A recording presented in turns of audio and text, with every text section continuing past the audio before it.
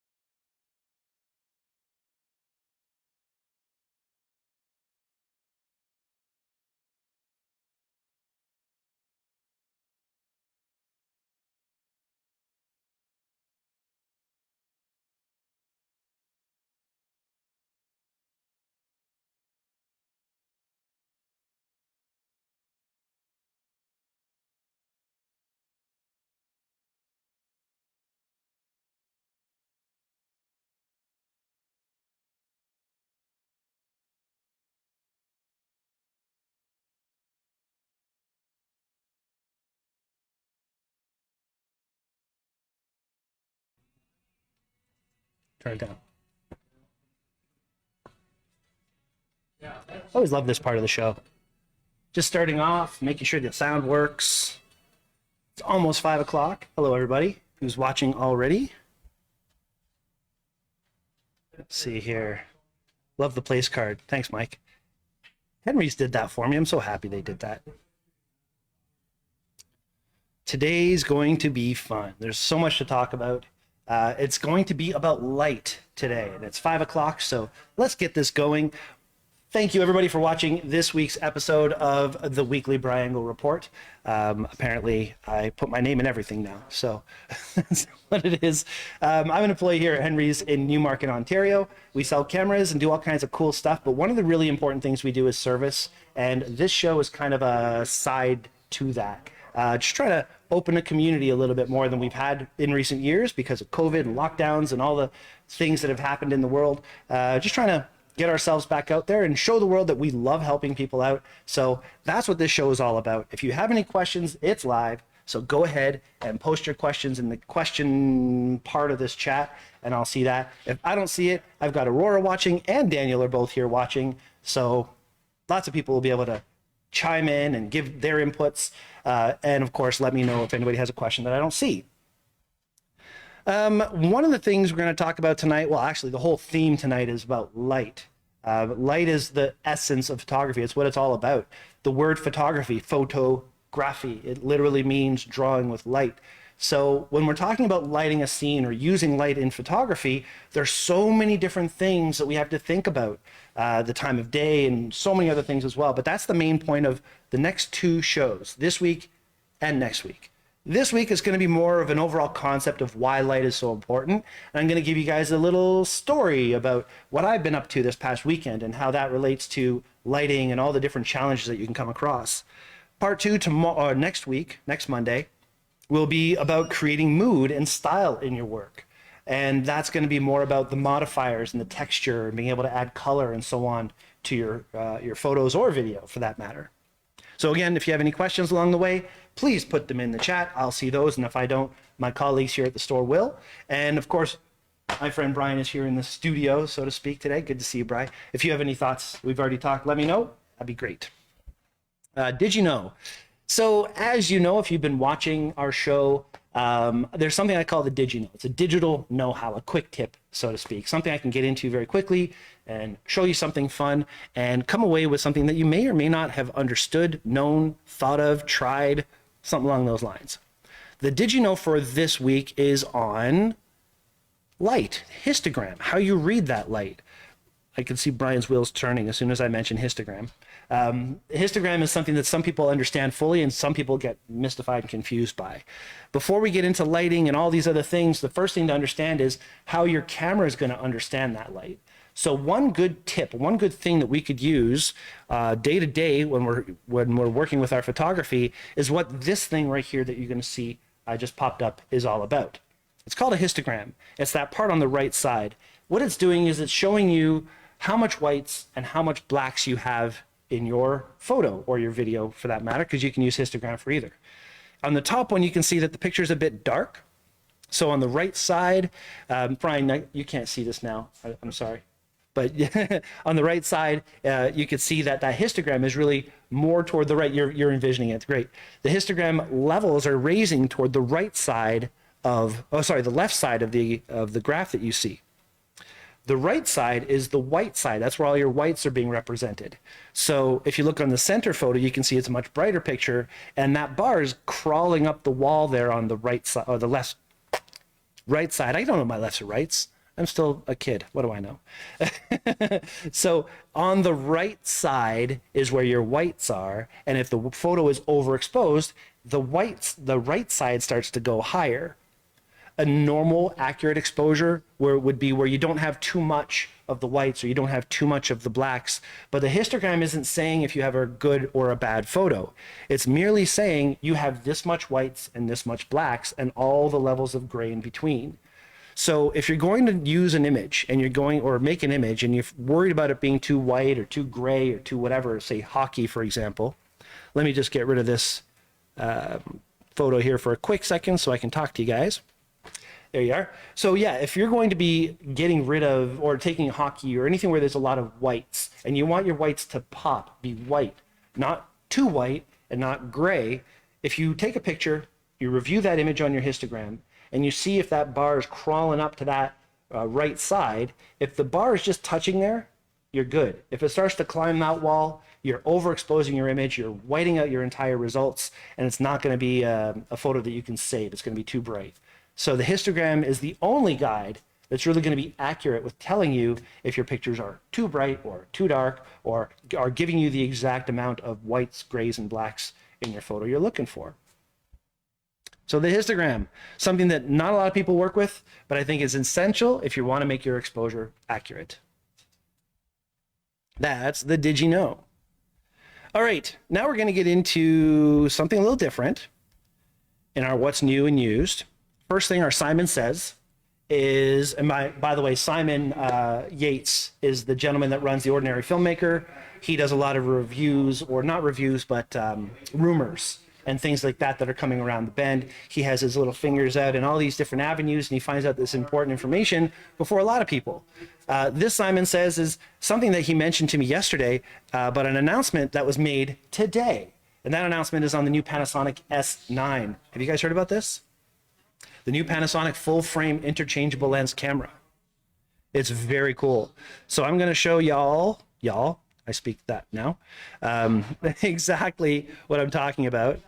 This is the S9 Lumix. There you go. You can see the body itself. They're making it look amazing. It has a nice large full-frame sensor. It's going to have the same interchangeable lens system as their S5 #2. The full-frame Panasonic mount, but it's going to be a nice compact. It's going to rival the Fuji X100 7, I guess that's what they're going for. Yes. Michael. Drew Karsh, yep. Yeah, he said, can it be adjusted in edit? I'm guessing that's to The histogram? Yeah, actually, when you do your editing, hang on 1 second. Let me pull myself back in here.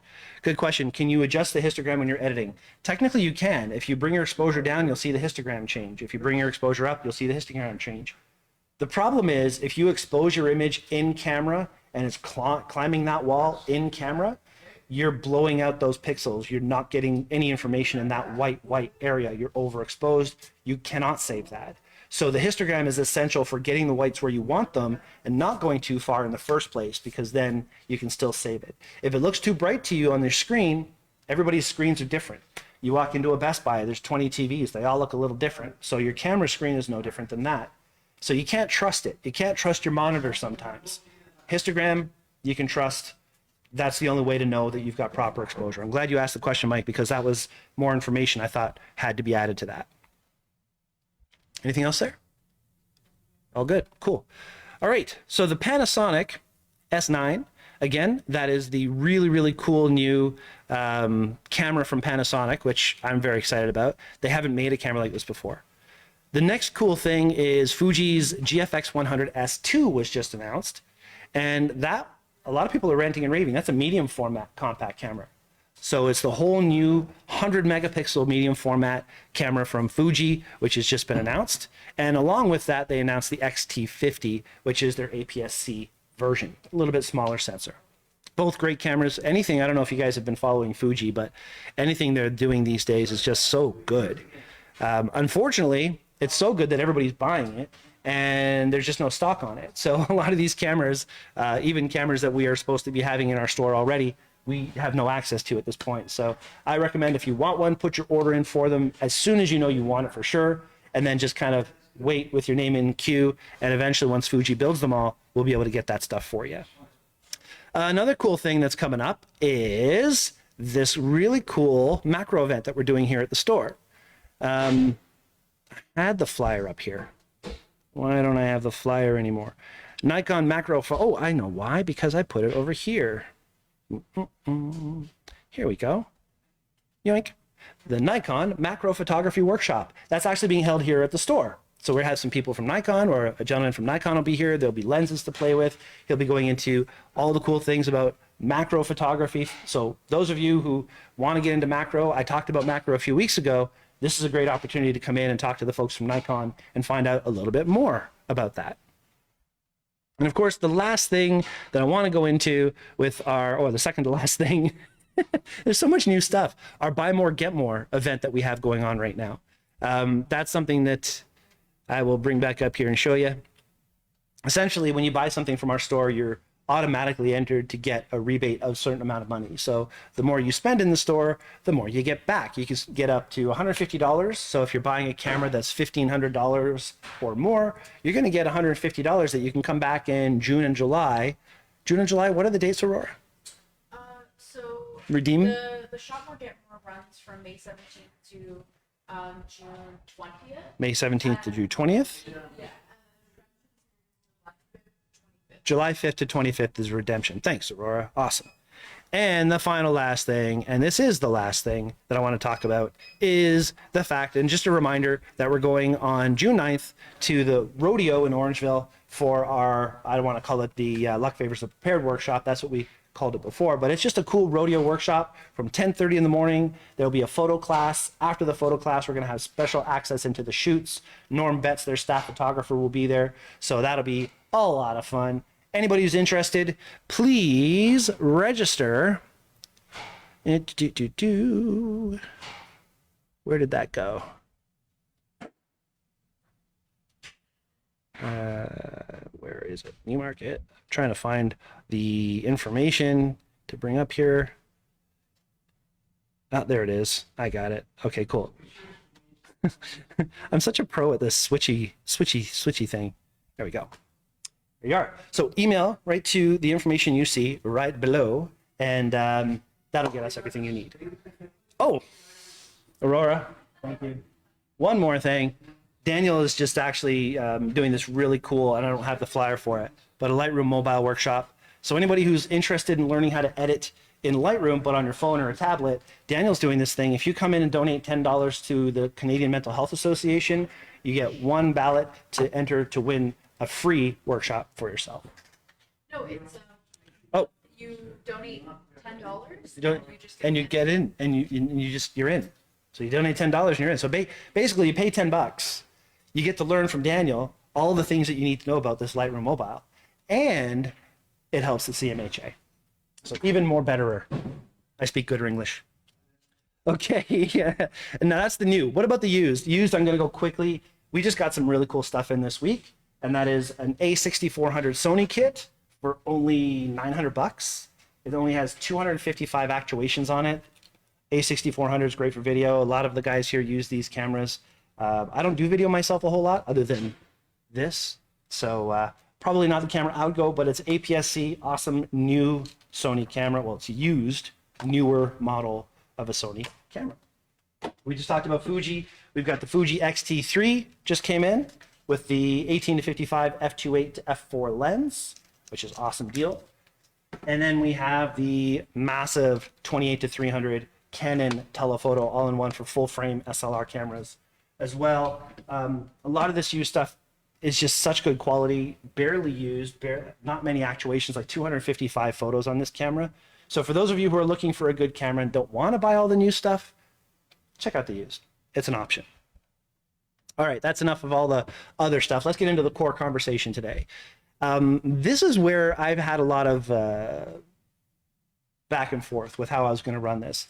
Up until last night, I had a whole different idea planned for what I was going to talk about. But then I came in today and I thought, you know what, let's keep this simple. I'm going to go over what I did this past weekend. Those of you who know, or if you don't know, I'm going to tell you now because that's what I do. I shoot pro wrestling. I shoot a lot of pro wrestling. And this past weekend, I shot 2 different events, one in St. Catharines, one in Oshawa, both for the same company, Destiny Wrestling. And it was awesome. But if we're going to get into lighting, this is a great way to talk about real world application of lighting struggles.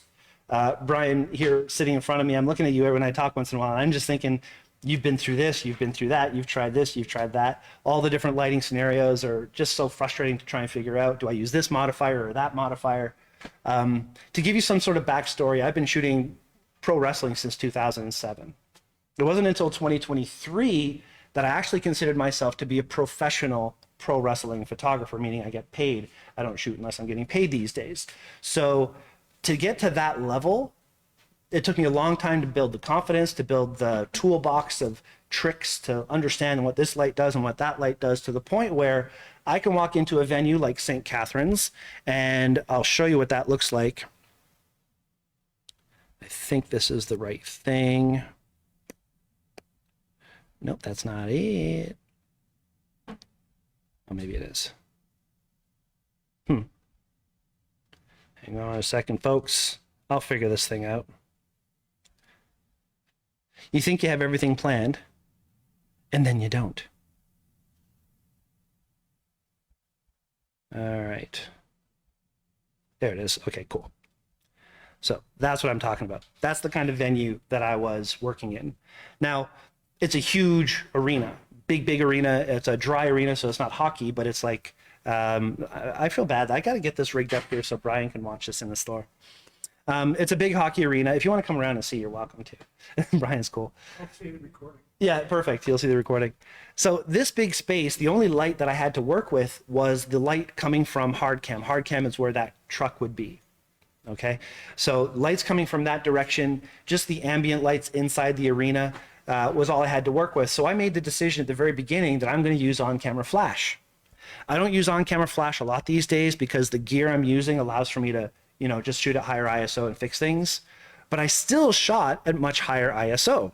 That was the whole point. I had to.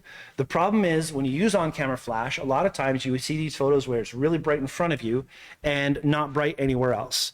So I didn't want to do that. I wanted to be able to have proper exposure front and back, and that would require changing my settings up quite a bit.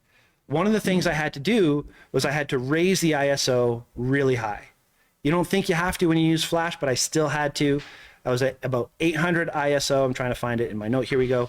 8,000 ISO with an 800th of a second shutter speed with an aperture of about f2.8. And that's how I was able to do an image like this. Now, if my ISO wasn't higher, you wouldn't have any exposure in the background. You wouldn't see the crowd in the way back. I didn't need to see the walls behind, so I didn't need to go higher, but I needed to see the crowd in the background. And also, I didn't want to blow out the people in the foreground. Using a flash on camera, if you've ever used it before, that's the first thing you notice is you get a really hot spot right in front of you. So I dialed the power of the flash down on the camera. I raised the ISO, and I was still getting the 800th of a second shutter speed I needed for some sharpness. I usually shoot at 1,000th, but I'm dropping it these days because I kind of like some of the motion I'm getting at times. Just personal choice. But that's how I was able to do this kind of exposure. I wouldn't have been able to do it before, or I wouldn't have been able to do it if I didn't have the on-camera flash that gave me the sharpness in the wrestlers, but I also didn't raise the ISO so I can get the ambient light in the background. But on Sunday, totally different environment. I had a full studio lighting kit, very much like what you see here.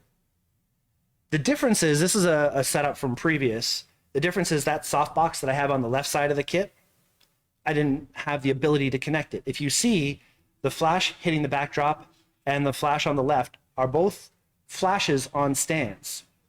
Now I'm going to cut away from this for a quick second. Brian, you're going to see it for another 20 seconds if you want to look. But I've got this little holder thing here. This mounts on top of a light stand, and I can take a softbox and just pop it to the front of that. That's how that is connected. So these little holders are super helpful, and I will show back again so you can see what I'm talking about. So I can mount that softbox on the left with a flash, not a studio strobe like I have on the right, the Godox thing. Unfortunately, this particular shoot on Sunday, I forgot them at home. I didn't have the one for the backlight, and I didn't have the one for that flash on the side. So I couldn't hook these soft boxes up the way I would normally do it. I had to think outside the box.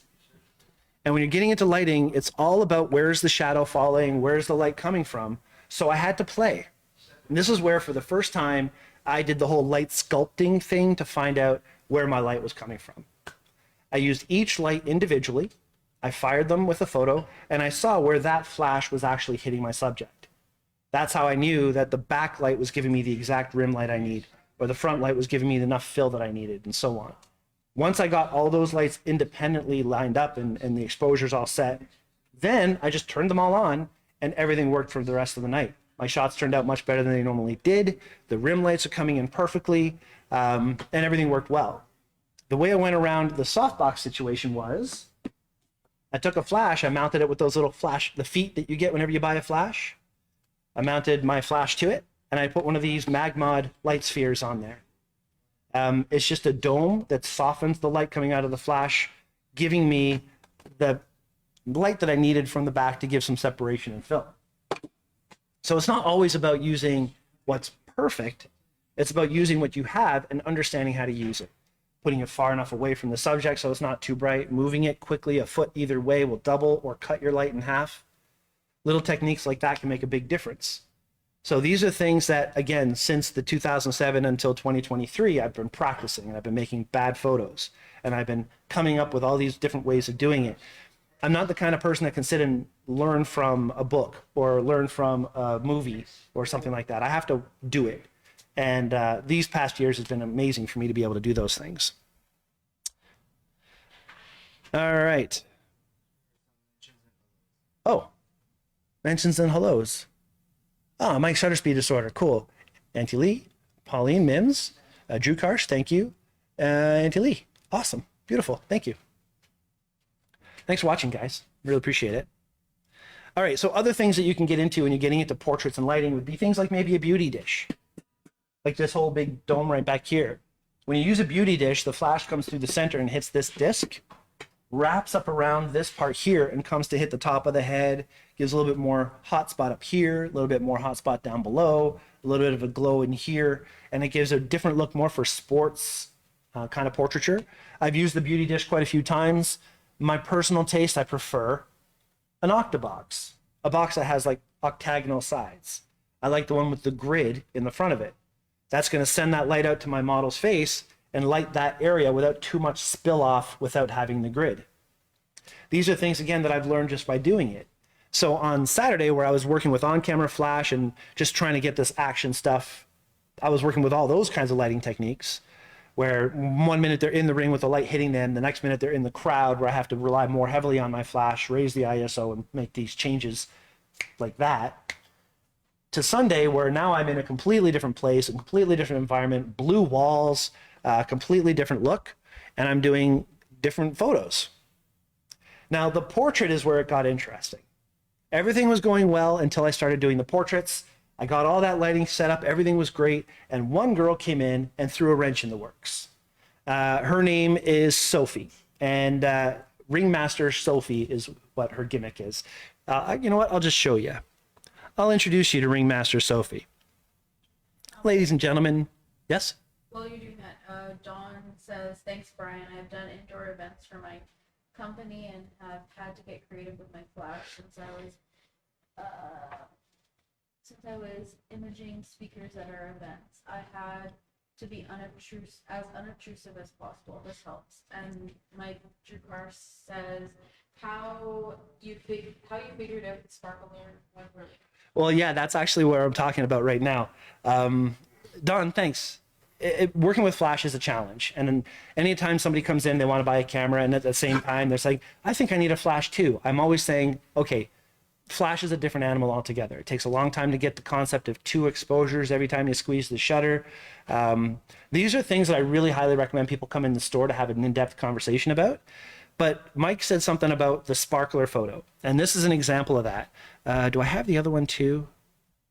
I do, right there. Cool. So first, there's this guy here. Now, Sophie was super patient. Part of her gimmick is she comes out with these sparklers, and photographing that with studio strobes is difficult. The strobes fire, and you don't see the sparkler unless you look really close. And I'll let that kind of key in there. So the sharpness was great. I was able to get all the little sparks coming off the sparkler, but on a wider shot, you don't really notice it. And when that front flash fired, which I turned off for this particular photo, as you can see, her front is much darker than the previous photo.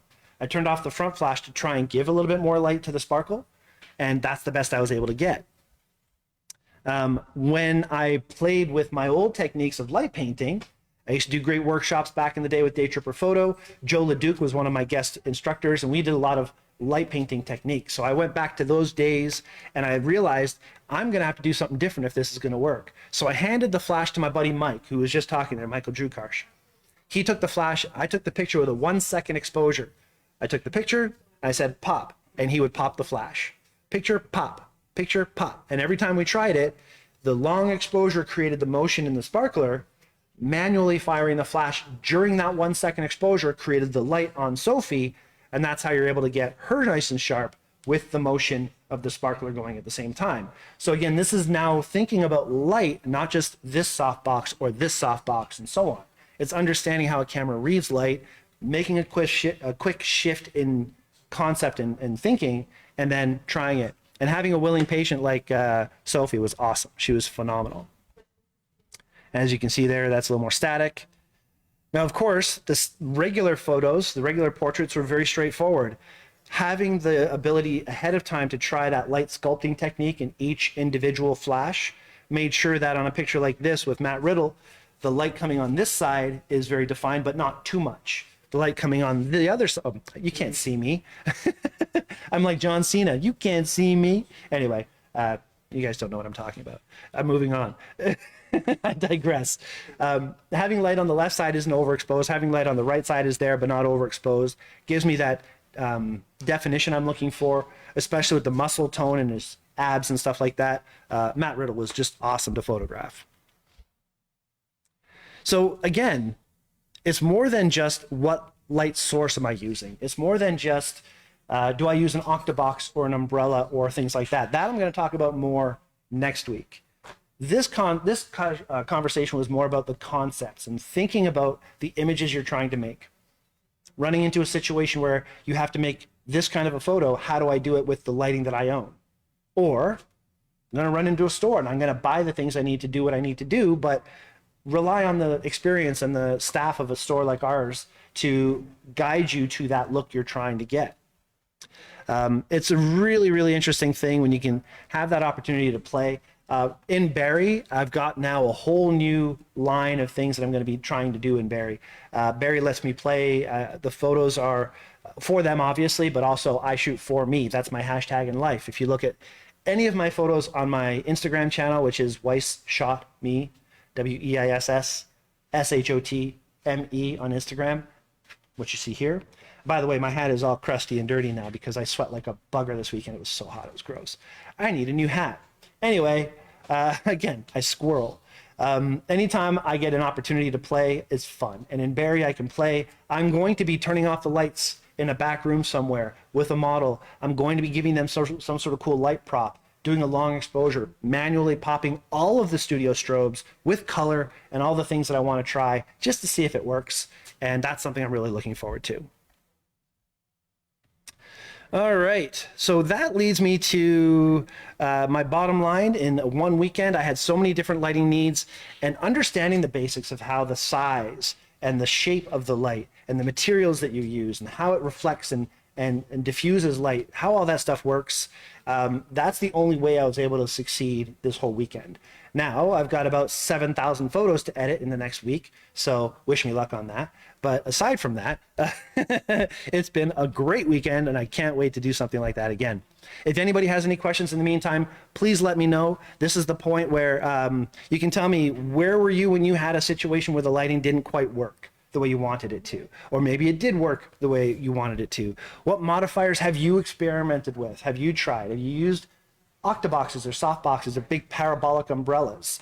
Do you shoot portraits yourself? If you do you go for more or less contrast? Are you going for soft light or very harsh light, where, for example, a light comes across this big mountain of a nose and goes to shadow? Or do you want it to wrap around and see all the detail in there? That's how soft and harsh light works. Is there a question, Aurora? Yeah. Mike Gary says, are you doing the show in Barrie? Am I doing the show in Barrie? Yes, I always do the show in Barrie. Yep, bro. Oh, it turned out amazing. Thanks, Mike. How you figured out the sparkle? Brilliant. That's awesome. Thanks, buddy. Yeah, so Barrie Wrestling, it's whenever they have it, I'm the photographer. Believe it or not, I'm actually in their Hall of Fame. My wife and I are the first two people entered into their Hall of Fame. And the recent Hall of Fame was just this past weekend. So not this past, but the one before. I'm editing those photos still. All right, so that is pretty much our conversation. I want to go to our quick photo challenge. If there's no questions, please, if there are questions, still post them. But our photo challenge, just to remind everybody, for the month of May is Mad World. I'm asking folks to make new images for this challenge, and about 72 DPI, that's the standard resolution. But yeah, we want you to make new photos. We're trying to create this creative vibe and people trying new things, thinking outside the box a little bit. I've already got my photo. I'm going to tell you, I've already made my photo, and it had something to do with this weekend because it's been a mad world this weekend. But I'm really hoping folks do share your photos. Let me see them. Share them with us here at the store. And I'll give you that information one more time. Have it pop up here on the screen. Yoink, there you go. So if you have a photo to submit for the challenge, Mad World, send it to newmarket@henrys.com. And of course, if you have any questions, you can email me at brian.weiss@henrys.com. Always willing to spend some time with my fine customers. And again, in closing, are there no questions? Shelly just added that June 8th is the next show, I guess. Oh, sweet. Thanks, Shell. Yeah, June 8th is the next show. Usually it's the first Saturday of each month. In June, it's going to be crazy because June 8th is the show. And then for Canada Day, they have a 2-day event at the end of the month in Barrie, outside. It's usually pretty awesome. They've had wrestling matches that literally went right down the main street, rolled into the road, went into the water, fell into the lake. I don't know if they're allowed to do that anymore, but it was fun. I really encourage people, check out Barrie Wrestling. All right. Yeah, so I just want to remind everybody, I'm just a guy working in a camera store. Henry's has given me permission to do this. My manager, Aurora, has given me permission to do this, and I really appreciate it. But if I say something weird or wrong, or you have a question about it, let us know about it. Email us here at the store. Email me personally. Email anything, and somebody will reply or something.